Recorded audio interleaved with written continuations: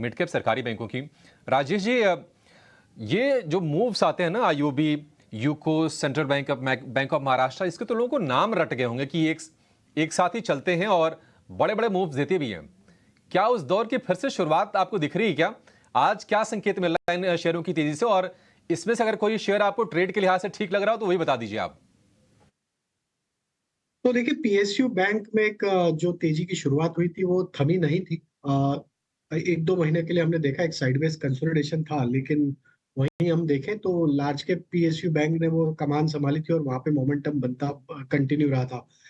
जो छोटे PSU bank है उसमें हमें जो सबसे ज्यादा पसंद आ रहा है वो है यूनियन बैंक। ये स्टॉक एक अच्छा ब्रेकआउट ऑलरेडी 4 मंथ की कंसोलिडेशन रेंज का करते हुए दिख रहा है, और हमें लगता है यूनियन बैंक यहाँ से मोमेंटम फर्दर एक्सटेंड करेगा टुवर्ड्स 185 190 की तरफ।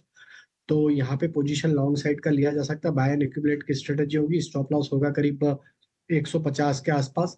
और जो दूसरा स्टॉक हमें यहाँ पे पसंद आ रहा है वो है बैंक ऑफ इंडिया का। यहाँ पे भी एक अच्छी रैली के बाद स्टॉक पिछले 3-4 हफ्तों में एक साइडवेज कंसोलिडेशन दिखा रहा है, लेकिन हमें लगता है यहाँ पे स्टॉक ने वापस अपने 20 डे मूविंग एवरेज को रिगेन किया है।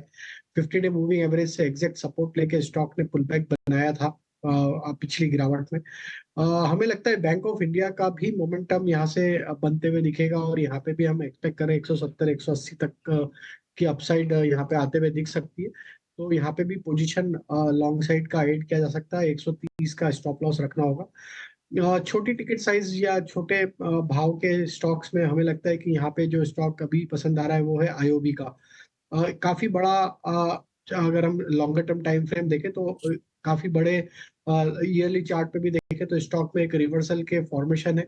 और जिस तरीके से यहाँ पे तेजी बनते हुए दिखी है पिछले कुछ महीनों में, यहाँ पे हमें लगता है जब तक ये स्टॉक अब 62 रुपीज के ऊपर सस्टेन है, इसके जो नेक्स्ट लक्ष्य पोजिशनली बन सकते हैं वो करीब 85 से 90 की तरफ भी बनते हुए दिख सकते हैं। तो जिनके पास पोजीशन है या करंट लेवल पे बाय कर रहे हैं 62 के स्टॉप लॉस से आईओबी में भी पोजीशन होल्ड की जा सकती है।